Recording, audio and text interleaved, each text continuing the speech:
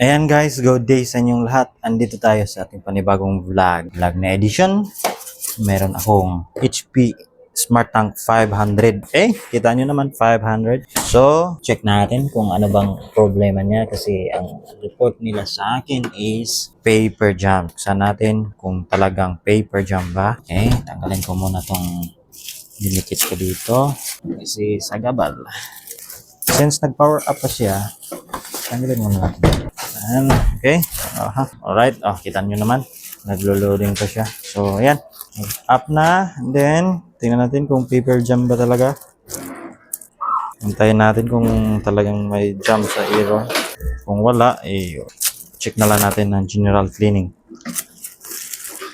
Para masecure natin kung ano ba talaga ang problema. E4, error 4. It means paper jam. So, buksan natin, tingnan ang loob-looban na kung ano ba ang kanyang itsura doon. Okay? Alright, so error 4. So, patayin na natin. Diretsahan na natin. Tingnan na sa loob. So, siyempre, Torx screwdriver pa rin ang gagamitin natin. Size T10. Alright, and then, buksan natin dito sa harapan. May dalawang screw. Simple lang din to. So, nakakalam na. Skip nyo na to. Ano ba, class? Oy. Sira din tong ano niya. Input 3 sira. Ayusin natin yan mamaya. Tanggalin muna natin itong mga screw dito. Ayan. Input 3 sira. Okay. So ito na po siya. Teka lang. Tanggalin ko muna to. Tanggalin ko muna itong top cover niya. Ayusin ko muna itong sa likod. Ba't ganun siya? Kaya pala. Ayusin ko muna to. Mali ang pagkakalagay. Ayan. Sira na talaga. Sira na. Hindi pa sira itong isa. Ito sa kabila. Ayusin natin ito mamaya. Putol na. So, ilagay ko muna to dito. Ayan. And then, ihila. Ayan. So, ito na po yun. So, check natin. Sa pag-check niyan, double checkin ko muna ang ito. Dito, banda. Ayan. So, all goods pa naman. Ito. Check nyo to kung all goods. So, nahila naman yung ano niya, wiper na yan. Umaangat. So, all goods pa yan. And then, ikot-ikotin ko muna dito. And then, dito. Ayan, umikot-ikot naman to. So, all goods siya dito. So, ang dahilan dyan, tingnan natin yung ano dito. Itong printer head, saan siya mag-stop, kumbaga. Saan siya mag-behave. So, pag behave niya na may error dyan banda, focus natin dyan. So, check natin na. Power on ko muna. Okay. Ayun. So, power on. Saksak natin dito.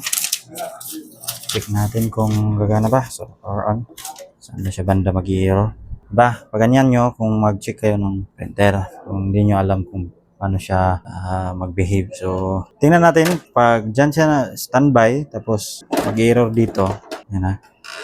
Tingnan natin pag mag-error dito, tapos dyan siya mag-error banda. Sumipa par. So, nasagay natin yung sensor. Teka lang. Sensor yan. Yan. Yan, sensor. Wala na. Umingay na siya. Wala na yan par. Sira na to. Sensor sa may gilid. Basta ganyang banging sound. Malakas. Definitely ito na yun sa may gilid. Ito na po yun. Basta ganong sitwasyon. Yung ganong klaseng ingay niya. So, problema niya, ito lang. Since ito lang, palitan natin ng panibago. Or linisan ko muna to. So, yung sensor na ano niya, sa ito, mayroon siyang mga dumi. Dito sa mata. Yung mata niya mismo. Okay? Matapos mo tong linisan, tingnan nyo din tong encoder strip niya. Kung all goods pa naman, so ito lang problema. Pero, ito, subukan ko munang linisan. Okay? At ayun, ito na nga siya. Nalinisan ko na dito sa taas and then sa ilalim. So, ibalik na natin dito sa kanyang lagayan. I-position na natin dito. So, upon checking dito banda sa baba, encoder disc niya, all goods pa naman. So, pagkatapos na all goods na, balik na natin to. So, ito, linis muna. Pag di kaya, error pa rin, palitan na natin ng panibago. Meron tayong spare dyan. So, ayan. Lagay na natin. Tika lang. So, ilagay na natin to. Pagkatapos nyan, paganyan muna. Then, saksak natin. Back. Power on. Then, magantay. Makita natin kung ano bang problema. So, Shit, mataas lang to.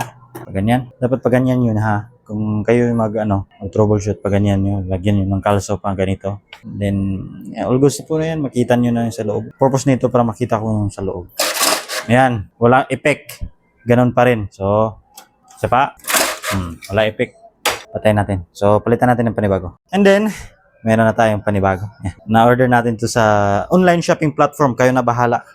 So, makita nyo naman to nyo. Di ko alam kung anong pangalan doon. Pero wala akong ano doon eh. Tawag doon. Wala akong link kasi dyan na. Makita nyo naman yun sa sa online shopping platform. Kayo na bahala maghanap. Basta makikita nyo lang to. Alright. And then, proceed tayo sa pagbaklas. And then, ipalit na natin to ang ating panibago. So, since mayroon tayong extra dito sa atin, nakabili tayo pang personal to, pang troubleshooting. Or kung bibilhin to sa customer, bibenta natin. Siyempre, business is business. Unsua!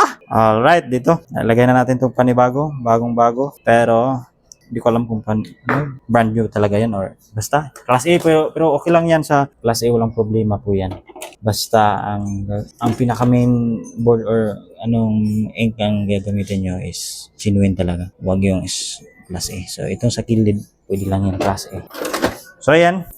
Nalagay ko na. Saksak ko na rin. I-plug in natin tong Alroy printer. So, power on. And makikita nyo naman. So, ito na po siya. Check natin kung na-align ba natin. Okay, align na align. Alright. And then, next. Ang possible sira nito is, wait, yan. Sira nito, alam nyo kung ano. Possible dito sa kanyang contact, itong mata, at everything. Okay. So, ayan. Makikita nyo naman. Hindi na siya nag-banging sound. Banging sound yun. Bang, bang, bang. So, definitely ito lang ang problema niya. So, ganun lang po yung problema. Ganun lang natin mag-isolate. Basta mayroong parts lang tayo mapalit, mabilis lang natin ma-isolate. So, testing natin yung mag-print. So, obviously, sira ang printer head nito. Or bad quality. Kumbaga.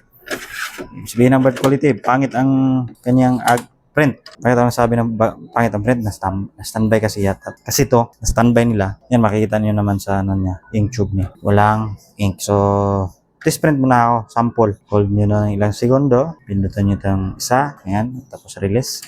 Initiate siya. Kita nyo naman yan. Mag-print yan. So, ganyan lang po. Kasimple ang ating trabaho. So, sana makakatulong sa inyo to. Or kung kayo ay hindi kayo tawag ito, hindi nyo alam kung paano or alam nyo lang yung pagbukas nito, hindi mo alam kung paano i-troubleshoot, pwede naman kayong mag-message sa aking Facebook page, Favortic and Tips. Entertain ko kayo doon. Meron tayong tutorial din sa TikTok, okay? Pero mas prefer ko sa YouTube kung So, ito na po yun. Basta mag-PM lang kayo sa inyong mga katanungan. Willing po ako mag-answer nyo. Okay, ito na po yun. Okay. So, makikita nyo naman, pangit ang kanyang quality. So, cleaning ko na mamaya. So, okay, all goods na po ang kanyang printer. So, cleaning na lang ang problema niya. So, madali lang yan. Okay? So, dito na lang ako magtatapos sa inyo. Salamat sa inyong suporta. This is Favortic and Tips. Magpapaalam na sa inyo. Bye-bye.